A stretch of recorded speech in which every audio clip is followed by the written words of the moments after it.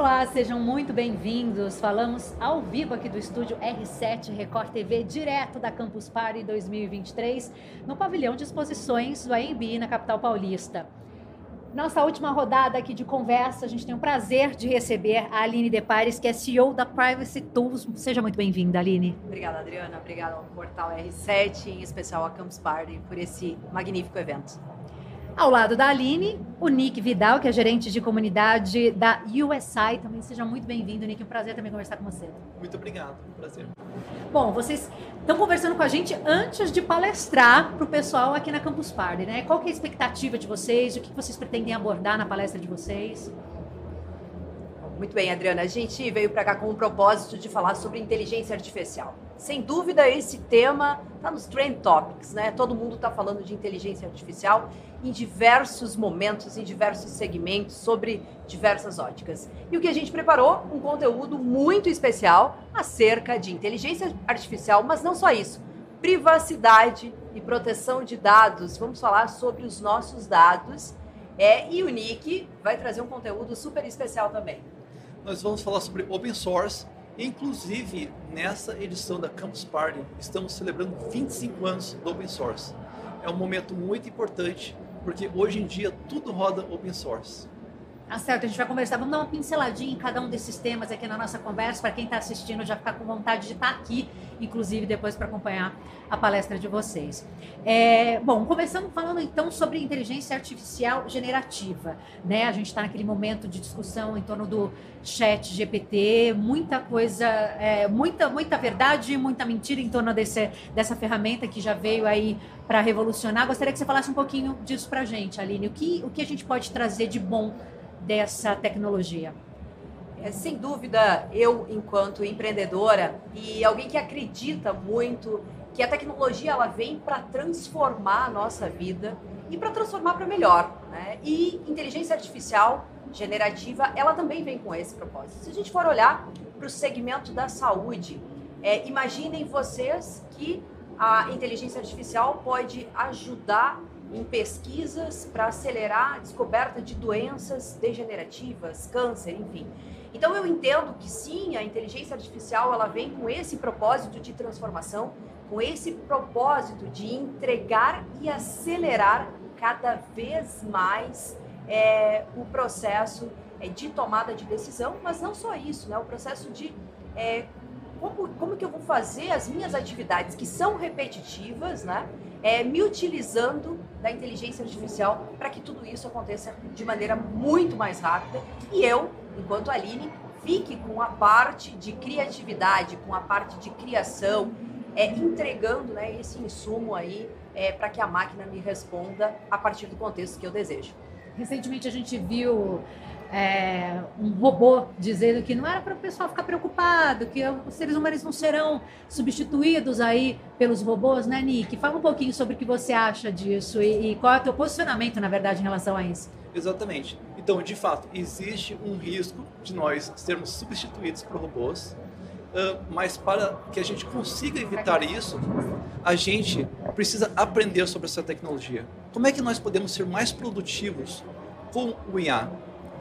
Então, existem modelos abertos atualmente em que você pode pesquisar, você pode explorar. Existe uma comunidade global de desenvolvedores que estão trabalhando para tornar a IA mais amigável e para realmente ajudar a sociedade como um todo. Na verdade, é um trabalho em conjunto aí, né? Não é um substituindo o outro, não é isso, Aline? Sem dúvida, eu entendo que hoje, sim, existe uma tendência de atividades repetitivas, onde a gente treine modelos a partir de uma base de dados. Hoje nós temos dados disponíveis na internet, ou seja, se você digitar Aline Lúcia Deparis, vai encontrar informações acerca da Aline em diversos veículos de comunicação e também no Wikipedia. Então a inteligência artificial, ela se utiliza de todos esses dados e a partir, né, de um cálculo matemático e estatístico, ela vai buscar te entregar a melhor resposta. Então, sim, há um risco, como o Nick bem posicionou, de que, claro, a máquina, a partir de uma inteligência e de modelos, pode vir a substituir em algumas atividades. E, de novo, a importância da gente entender, dominar essa tecnologia e criar a partir dela, ou seja, se utilizar dela para uma melhor entrega das nossas atividades no dia a dia. Eu entendo a inteligência artificial como mais um salto de transformação para a humanidade. Certo. E em relação ao open source, você começou a tua fala, Nick, chamando a atenção para esses 25 anos do open source, né? Explica para a gente quais são as vantagens do código aberto, desvantagens também, se houver alguma. Perfeito. O ponto crucial do open source é permitir que qualquer indivíduo consiga estudar aquele código, a melhorar aquele código, inclusive construir empresas e negócios em cima daquele código. Como é que a inteligência artificial entra nessa ideia? Existem dois caminhos atualmente na questão da inteligência artificial. Uma que vai ser dominada por algumas poucas empresas, vai existir um verdadeiro monopólio, ou outra em que empresas pequenas, startups, vão poder usar da inteligência artificial, e principalmente modelos abertos, para criar negócios. E por que algumas empresas são resistentes em relação ao open source? Bom, algumas empresas elas querem monopolizar o mercado, né? Então existe essa guerra entre modelos abertos e modelos fechados. Para pequenas startups, desenvolvedores, o modelo aberto é muito melhor. Ele permite uma inovação muito mais rápida e todo mundo pode ganhar com isso. Em relação à inteligência artificial em si, Aline, qual é a tua maior preocupação hoje no uso dessa tecnologia? A gente tem alguns pontos de atenção. Eu vou trazer um ponto de atenção muito importante em relação à privacidade, em relação a como as empresas, né, a partir da inteligência artificial ou a partir do nosso próprio consentimento, vão lidar com os nossos dados. Perante a lei da União Europeia, que é a GDPR, já existe uma previsão legal onde nós, titulares, setamos que não queremos divulgar ou compartilhar os nossos dados para treinamento, né, ou para uso de desenvolvimento de máquinas, né? E isso, no final do dia, é a inteligência artificial. Aqui no Brasil, a gente já tem algumas iniciativas perante a nossa Autoridade Nacional de Proteção de Dados, olhando para o assunto de inteligência artificial, mas ainda não temos nada definido. Essa é uma das minhas preocupações, porque, sem dúvida, no momento em que a gente digita lá no prompt, faz um pedido, ou envia alguma informação para que a máquina nos responda, a gente pode estar compartilhando informações sigilosas. Então, aqui cabe um ponto de atenção em relação à cultura. As empresas precisam treinar as pessoas e nós, que estamos no dia a dia, buscando esse conhecimento, essa resposta, a gente precisa ter o máximo de cuidado com o que a gente está digitando lá e fazendo a pergunta. Ou seja, eu não posso, de maneira alguma, digitar lá no prompt ou enviar para o prompt uma planta industrial. Porque em 5 minutos, a Adriana, ou o Nick, ou enfim, qualquer pessoa pode ir lá fazer uma próxima pergunta e descobrir essa planta industrial e, consequentemente, aí eu estou gerando um risco de segurança e privacidade para minha companhia. Mas muito mais do que isso, né? A gente precisa cuidar e zelar pelos nossos dados. Recentemente, com o lançamento da nova rede social do Google, Threads, já vem no termo de consentimento dizendo: você aceita compartilhar os teus dados para fins de treinamento e automatização de máquinas. Quando você fala em termo de consentimento, é algo que a maioria das pessoas que acessam a internet e viajam o tempo todo na internet não presta atenção, não lê. Sem dúvida, até porque a gente tem aquele conceito, né, das letras miúdas, né, aqueles contratos antigos que remetiam a um juridiquês, né? No entanto, cada vez mais as empresas estão convidadas a entregar, né, um termo de consentimento, as políticas de consentimento mais claras e mais palatáveis para nós que somos os titulares e que temos esse direito. Então, sim, faça uso dos termos de consentimento, mas mais do que isso, cuide com o que está sendo digitado, com o que você está imputando lá no prompt e fazendo a pergunta, né? Cuide com o contexto. Em relação à Lei Geral de Proteção de Dados, qual a opinião de vocês sobre o que a gente tem hoje no país, o modelo que a gente tem? Nós hoje já temos uma autoridade nacional estabelecida, que já vem atuando e que vem com uma agenda extremamente grande, né, de pautas para cumprir num curto espaço de tempo, né? A Lei Geral de Proteção de Dados no Brasil é uma das leis que, sim, é muito nova, né? E a gente está, consequentemente, aprendendo junto com esse novo marco regulatório. A ANPD vem se posicionando em diversos temas, mas, sem dúvida, nós ainda temos muitos a cumprir, diferentemente de outros países que já foi dado a largada há um tempo antes. Nick, quando você olha por lado de fora aqui do nosso stand, vê essa moçada jovem, cabeça aberta, que veio para cá para aprender, entender mais sobre tecnologia, às vezes a gente que já vem com ideias prontas e querem mostrar essas ideias para outras pessoas, o que te vem à cabeça, assim? Qual a importância desse evento para essas pessoas, para essa geração? Perfeito. Então, eu estava caminhando aqui, eu vi várias startups surgindo, né? Esse é um momento muito importante para pensar em novos negócios. Como é que você pode utilizar IA para criar esses negócios? Para vender novas ideias, para tornar a vida das pessoas mais produtivas.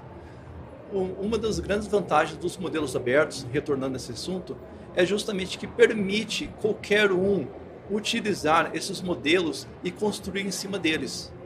Então, você não está dependendo do ChatGPT, por exemplo, pela OpenAI. Você pode baixar modelos no Hugging Face ou na internet, construir modelos próprios, inclusive ajudar empresas a construir seus modelos e tornar esses mais privativos, atentos à segurança e à privacidade, né? Então, existe toda uma possibilidade, né, surgindo a partir da IA e do open source. Agora, o open source é diferente do software aberto, não é? É exatamente software aberto. É software aberto, tá certo. Isso. É isso aí, tá bom. E, bom, e qual a expectativa de vocês, então, para todos esses dias aqui de evento? O que vocês estão esperando? Bom, esperamos aí mais transformação, né? Eu acho que a tecnologia é um segmento, uma área ímpar na entrega de mudanças na nossa vida e no nosso cotidiano. Mudanças de como a gente se comunica. A gente acabou de sair de uma pandemia e ficou muito claro que a gente conseguia fazer reunião de qualquer lugar do mundo e, efetivamente, a partir desse processo, a gente usou a tecnologia na sua completude para entregar essa solução. Mas, mais do que isso, mobilidade, saúde, eu acho que a partir de momentos de fóruns como a Campus Party, onde a gente traz para cá muitos gênios para olhar para a tecnologia, para discutir soluções, para criar empresas, mas muito mais do que isso, na minha percepção, para transformar a nossa sociedade e efetivamente entregar uma solução que agregue valor, né? A tecnologia ela pode ser usada tanto para o bem quanto para o mal. E para a nova geração que fique esse olhar atento, né, do uso da tecnologia para a entrega de valor, para a transformação da sociedade e para a gente conseguir, a cada dia, né, que passa, melhorar ainda mais o nosso meio, o nosso planeta aqui. E você, Nick, em relação à educação digital, a gente sabe que a gente está aqui, a gente está falando de uma galera que já está num outro patamar, né? Já está num outro nível, mas a gente tem muita gente vindo aí, né? Novas gerações que já estão inseridas nesse contexto da tecnologia, porém não necessariamente estão recebendo aí informação que precisam para desenvolverem aquilo que eles poderiam desenvolver. O que você acha em relação a isso, né? De onde deve vir essa educação? Na escola? Perfeito. Eu acho que é muito importante a gente avaliar como as pessoas estão aprendendo nesse mundo atual, nesse mundo digital. A escola, sim, tem o seu papel importante, mas mais do que isso, hoje as crianças aprendem na internet, né? E os pais têm a responsabilidade de ensinar como aprender com o ChatGPT, com modelos abertos, compartilhando essas informações com seus colegas, aquilo que eles estão aprendendo, criando um vídeo no YouTube para compartilhar aquilo. Então, hoje, estamos vivendo um momento de criação e de compartilhamento. Busque compartilhar aquilo que você está aprendendo e ajudar o outro e para tentar construir um futuro melhor. A tecnologia tem que ser vista como uma aliada, né? Exatamente. Não como uma inimiga ou ser olhada com desconfiança, que é o que a gente tem visto, principalmente nos últimos tempos, com todas essas ferramentas que foram desenvolvidas e estão aí já à disposição, não é isso? Sem dúvida. Muitas pessoas acabam olhando o outro lado, né? Mas a gente precisa avaliar tudo que a tecnologia já mudou nas nossas vidas, né? A gente percebe diversos avanços, como eu disse, no trabalhar com o aspecto da área da saúde, que todos nós precisamos, mas mais do que isso, mobilidade urbana, não só isso, o agronegócio se utilizando de tecnologia para melhorar a produtividade, e aí outras tantas áreas, né? Defesa, segurança, todas as áreas. No final do dia, né, eu costumo sempre falar que da padaria da esquina à NASA, hoje a gente encontra tecnologia e, sem dúvida, a gente precisa se adaptar e aprender com ela, né, e evoluir com ela. Então, as próximas gerações têm um papel fundamental nesse processo e, muito bem reportado pelo Nick, os pais também têm um papel fundamental para que as crianças não fiquem expostas na rede. Quando a gente fala de tecnologia, o Brasil, para você, está em que lugar em relação a outros países? O que eu acho interessante é que o Brasil é um dos países que está... as pessoas estão usando mais redes sociais. E isso é muito interessante. Isso mostra que o povo brasileiro, ele gosta de compartilhar informações, de estudar online. Então, eu vejo de maneira positiva. Se a gente incentivar isso, né, de forma correta, eu acho que o Brasil tem potencial. E a gente enxerga a Campus Party como resultado disso. A Campus Party aqui no Brasil está celebrando 15 anos.